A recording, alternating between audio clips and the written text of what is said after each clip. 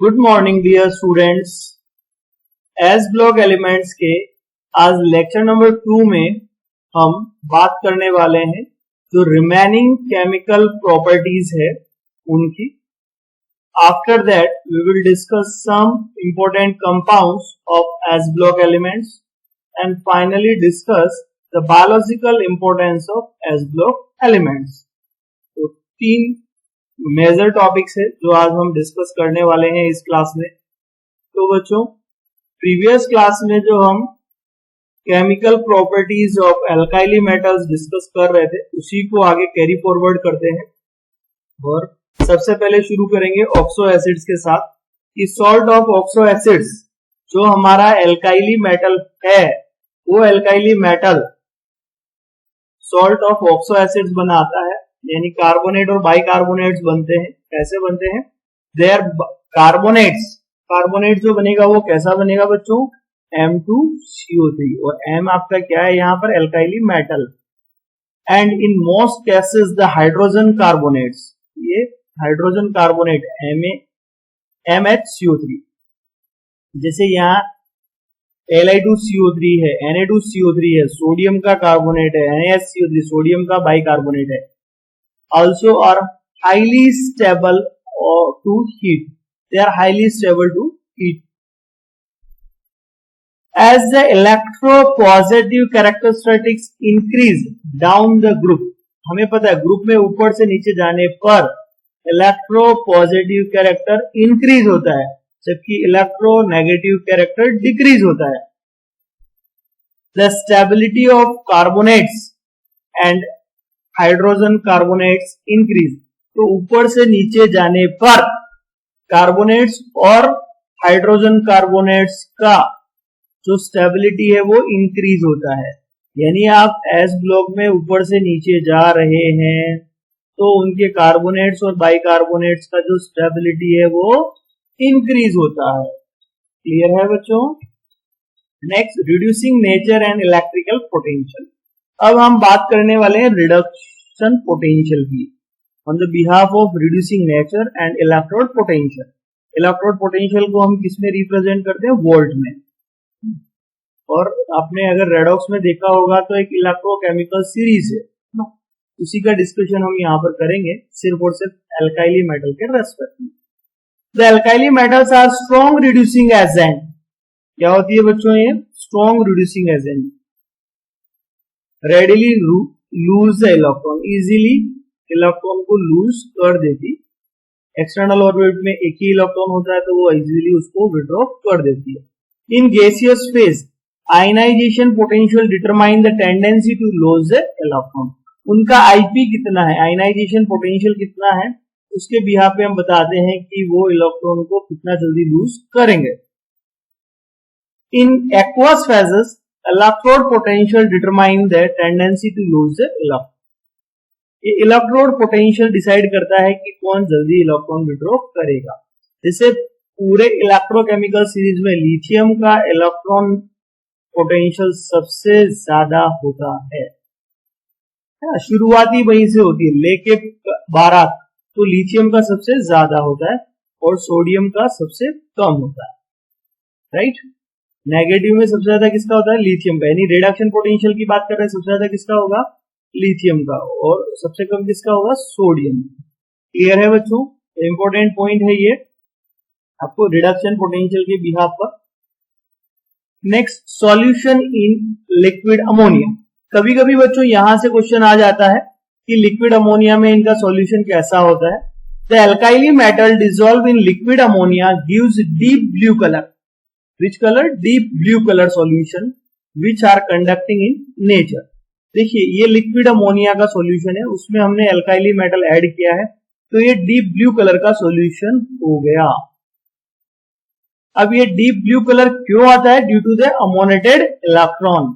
ये आपका मेटल है, ये X प्लस वाई जो number of mole of ammonia, तो यहाँ ये M NH3X प्लस आयन और इलेक्ट्रॉन जो अमोनेटेड इलेक्ट्रॉन जो हो गया E NH3Y माइनस आयन। ये डाइल्यूट सॉल्यूशन है तो ब्लू कलर का होता है, डार्क ब्लू कलर का सॉल्यूशन होगा और पैरामैग्नेटिक बिहेवियर में होगा। बट अगर यही कॉन्सेंट्रेटेड सॉल्यूशन हो गया अमोनेटेड सॉल्यूशन का तो वो कौन सा होगा, ब्रॉन्ज कलर का होगा और डायामैग्नेटिक होगा। Paramagnetic is due to the unpaired electron, diamagnetic is due to the paired electron. अगर डाइल्यूट सॉल्यूशन है तो क्या होगा, डीप ब्लू, डी से डी मैच कर लो आप, डीप ब्लू कलर का होगा, है ना। और इधर बीसी कर लो या सीबी कर लो। कॉन्सेंट्रेटेड सॉल्यूशन हो गया तो कौन सा कलर होगा, ब्रॉन्ज कलर होगा। तो बच्चों कभी कभी लिक्विड अमोनिया से क्वेश्चन आ जाता है तो आपको ध्यान में रखना है, ब्लू कलर आ रहा है तो पैरामैग्नेटिक बिहेवियर, ब्रॉन्ज कलर आ रहा है तो डायामैग्नेटिक बिहेवियर।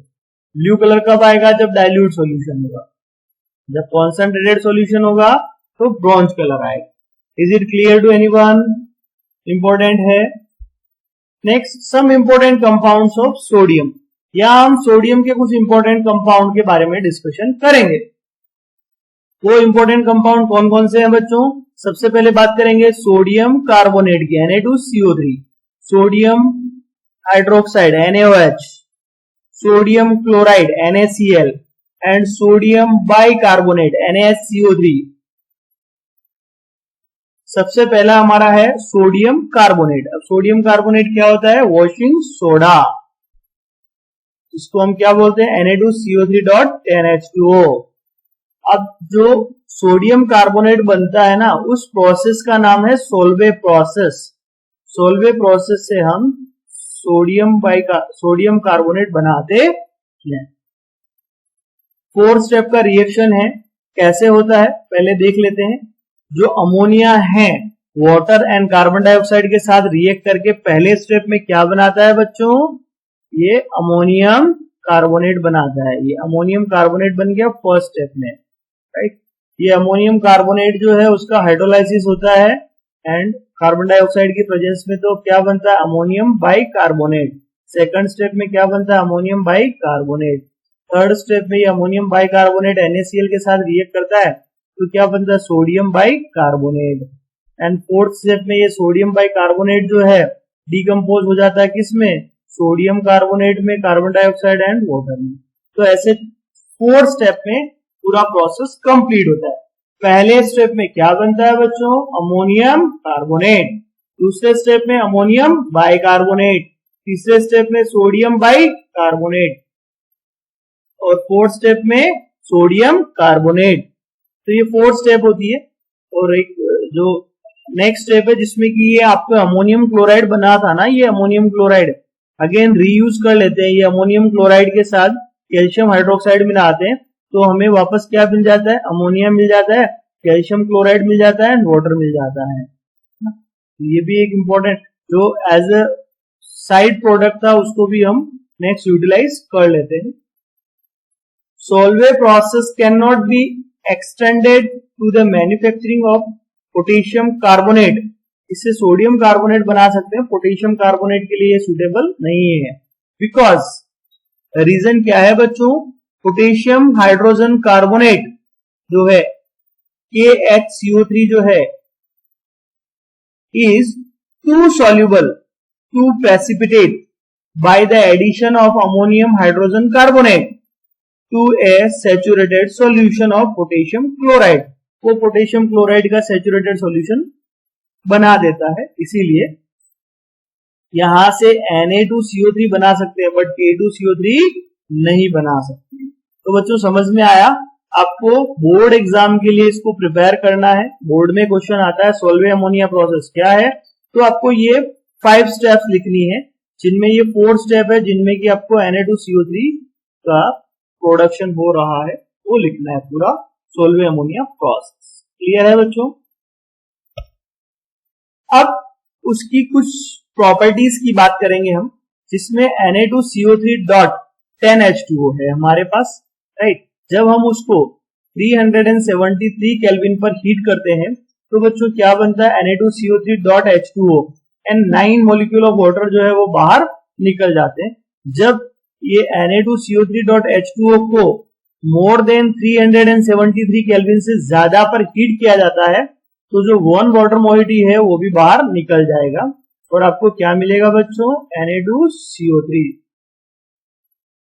प्रॉपर्टीज में देख लेते हैं। Sodium carbonate is a white crystalline solid, इसको आप क्या बोलते हैं, washing soda. On heating the decahydrate, deca मतलब 10 मॉलिक्यूल ऑफ वाटर उसके साथ रहते हैं, decahydrate loses its water of crystallization to form monohydrate. पहले आप हीट करते हो तो ये मोनोहाइड्रेट बना लेता है, यानी कि 9 वाटर मॉलिक्यूल निकल जाते हैं डेकाहाइड्रेट में से। नेक्स्ट, अबाउट 373 केल्विन पर जब आप इसको हीट करते हो तो जो मोनोहाइड्रेट है बिकम कंप्लीटली एनहाइड्रस, वो कंप्लीटली एनहाइड्रस हो जाता है and change to white powder called soda ash. जो व्हाइट पाउडर मिलता है उसको क्या बोलते हैं हम?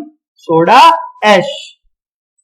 It is use in the manufacturing of glass, glass के मैन्युफैक्चरिंग में काम आता है, सोप के मैन्युफैक्चरिंग में काम आता है, बोरेक्स बनाने में काम आता है एंड कास्टिक सोडा NaOH बनाने में भी काम आता है। तो ये इसका यूटिलिटी हो गया। What are the uses of Na2CO3 in the manufacturing of glass, soap, borax and caustic soda. Clear है बच्चों? इंपॉर्टेंट है Na2CO3 आपको एग्जाम पॉइंट ऑफ व्यू, तो आप इसको अच्छे से प्रिपेयर कर लें। नेक्स्ट है सेकंड कंपाउंड हमारा सोडियम क्लोराइड। अब सोडियम क्लोराइड तो आप जानते ही नमक जो है वो सोडियम क्लोराइड होता है, but how can we prepare sodium chloride वो देख लेते हैं।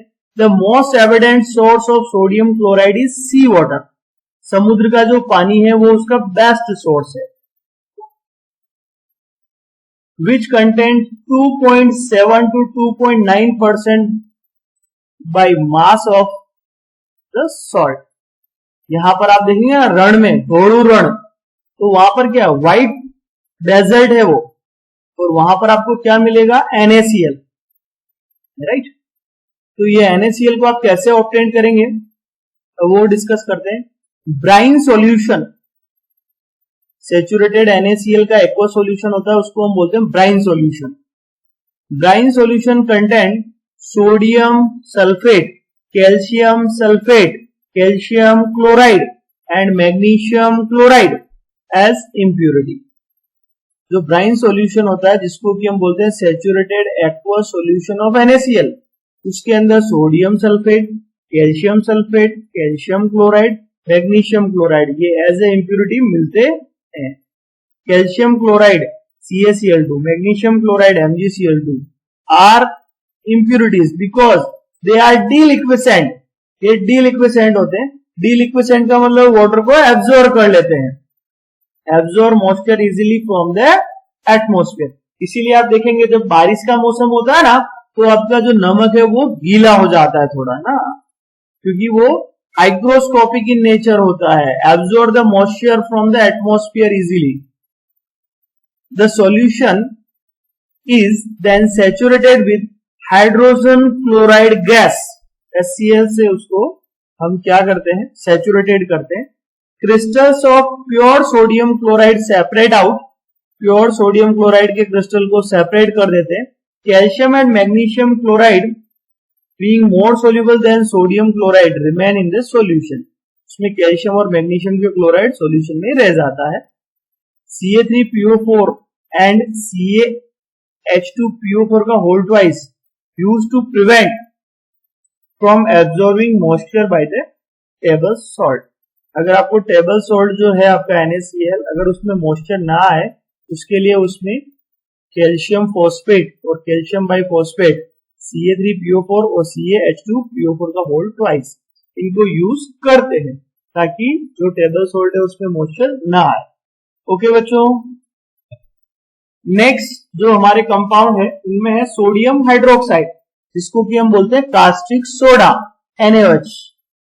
How can we prepare the NaOH? तो sodium hydroxide is generally prepared commercially by the electrolysis of sodium chloride. Sodium chloride का इलेक्ट्रोलाइसिस करते हैं तो आपको क्या मिलेगा? Sodium hydroxide. वो इलेक्ट्रोलाइसिस किसमें करते हैं? कास्टर केल्नर सेल में। ये कास्टर केल्नर सेल क्या है बच्चों? एक टाइप का ऐसा इलेक्ट्रोकेमिकल सेल है, इसको हम बोलते हैं कास्टर केल्नर सेल, जिसमें एक कैथोड होगा एक एनोड होगा। इसके अंदर क्या भर देते हैं हम? Bryan solution. ब्राइन सॉल्यूशन क्या होता है? NaOH का NaCl का एक्वा सॉल्यूशन। ये ब्राइन सॉल्यूशन जो होता है ना, सैचुरेटेड एक्वा सॉल्यूशन होता है NaCl का, A brine solution is electrolyzed using a mercury cathode and carbon anode. अब यहाँ जो कैथोड होगा वो किसका होगा बच्चों? मर्क्यूरी का। और जो एनोड होगा वो किसका होगा? कार्बन का। Sodium metal discharge at the cathode, इस कैथोड पर सोडियम मेटल इसके साथ आ जाती है, सोडियम अमेलगम बन जाता है। Combined with mercury and form the sodium amalgam. Chlorine gas is evolved at anode, और यहाँ एनोड पर क्या निकल जाता है? जहां कार्बन वाला एनोड है उस पर Cl2 गैस लिबरेट हो जाता है। फिर ये सोडियम अमेलगम जो मिलता है ना बच्चों, इसका हम क्या करते हैं? हाइड्रोलाइसिस करते हैं। जब इसका हाइड्रोलाइसिस करते हैं तो वापस मर्क्यूरी हट जाता है ना, और ये हमें क्या बनाएगा? यहां से सोडियम हाइड्रोक्साइड। ये कैस्टर कैलनर सेल से NaOH बनाने का टेक्निक है, बहुत इंपॉर्टेंट है। कभी कभी ये पूछा जाता है कैस्टर कैलनर सेल के बारे में, तो आपको पता होना चाहिए। हमारा फोर्थ कंपाउंड है एल्काइली मेटल का, उसका नेम है सोडियम हाइड्रोजन कार्बोनेट, जिसको हम बोलते हैं बेकिंग सोडा। खाने का सोडा होता है ये, NaSCO3, sodium by carbonate. Normally आप जो केक वगैरह है या खमन ढोकला जो भी आपको बनाना होता है ना, उसमें एज ए फ्लफी, उसको स्पंजी बनाने के लिए आप बेकिंग सोडा यूज करते हैं। Sodium hydrogen carbonate is known as baking soda because it decomposes on heating to generate bubbles of carbon dioxide, leaving holes in cakes or pastries and making them light and fluffy. ये pastries and cake को light बनाता है and fluffy बनाता है, उनको spongy बनाता है। Sodium hydrogen carbonate is made by saturating a solution of sodium carbonate with carbon dioxide. Sodium hydrogen carbonate is a mild antiseptic for skin infection. Skin infection के लिए एक एंटीसेप्टिक का काम भी करता है। It is used in fire extinguisher. आग बुझाने में भी हम सोडियम हाइड्रोजन कार्बोनेट को यूज करते हैं। अब देखो बच्चों, अगर आपको सोडियम हाइड्रोजन कार्बोनेट का सिंथेसिस लिखना है ना, तो फर्स्ट जो हमने सोल्वे अमोनिया प्रोसेस में लिखा था Na2CO3 के लिए, उसमें फर्स्ट 3 स्टेप यूज कर लेना है, तो वो आपके NaSCO3 का भी सिंथेसिस हो जाएगा। इसके यूजेस याद रखना है आपको, एंटीसेप्टिक की फॉर्म में यूज होता है एंड फायर एक्सटिंग्विशर में भी आपको NaSCO3 यूज करते हैं। Is it clear to anyone? थोड़ा सा थ्योरेटिकल पोर्शन है बट आपको याद रखना पड़ेगा। क्लियर है? नेक्स्ट एंड लास्ट पॉइंट है इस क्लास का, biological importance of sodium and potassium. Biological importance के साथ ही आपका एल्काइली मेटल के बारे में डिस्कशन कंप्लीट हो जाएगा। ये जो हम पढ़ रहे हैं ना एल्काइली मेटल, उसमें सोडियम एंड पोटेशियम का हमारे लिए क्या यूजेस है वो डिस्कस कर लेते हैं। अ टिपिकल 70 kg मैन, एक आइडियल एडल्ट की वेट की बात कर रहे हैं, 70 kg है, तो उसमें हमें कितना 90 ग्राम सोडियम चाहिए और 170 ग्राम पोटेशियम चाहिए। Compare to sodium ions are found primarily on the outer side of the cell, being located in blood plasma and in the interstitial fluid, transmission of nerve signals। देखिए बच्चों, ये हमारी cell membrane के बाहर और जो अंदर की बात कर रहे हैं, इनसाइड जो है वो ये पोटेशियम और सोडियम का नॉर्मली ये कॉन्सेंट्रेशन रहता है। आउटसाइड द सेल मेम्ब्रेन ये कॉन्सेंट्रेशन रहता है, राइट। अब कैसे सोडियम पोटेशियम चैनल एक्टिवेट होते हैं और नर्व सिग्नलिंग करते हैं, तो जो हमारा नर्व ट्रांसमिशन है, नर्व सिग्नलिंग है, उसमें भी सोडियम पोटेशियम चैनल इंपॉर्टेंट होते हैं। In regulating the flow of water across cell membrane, in the transport of sugar and amino acids to the cell. Cell के अंदर जो शुगर और एमिनो एसिड का जो ट्रांसपोर्टेशन होता है, उसमें सोडियम पोटेशियम एडीपी स्पर्म बहुत इंपॉर्टेंट रोल प्ले करते हैं। यही इनका सबसे बड़ा बायोलॉजिकल इंपॉर्टेंस है। Potassium ions are the most abundant cation within the cell fluid. Cell fluid के अंदर सबसे ज्यादा पाया जाता है ये। Where they activate many enzymes, बहुत सारे एंजाइम्स को एक्टिवेट करते हैं। Participate in oxidation of glucose to produce ATP, ATP बनाना है ग्लूकोज से, एनर्जी बनाना है, तो उसका ऑक्सीडेशन करने के लिए ये उनको एक्टिवेट करते हैं एंजाइम्स को। And with sodium are responsible for transmission of nerve signals, nerve signals के ट्रांसमिशन में भी पोटेशियम जो है बहुत इंपॉर्टेंट रोल प्ले करते हैं। तो sodium potassium ATP pump is most important for biological point of view. Okay बच्चों, थैंक्स फॉर वॉचिंग स्टूडेंट्स।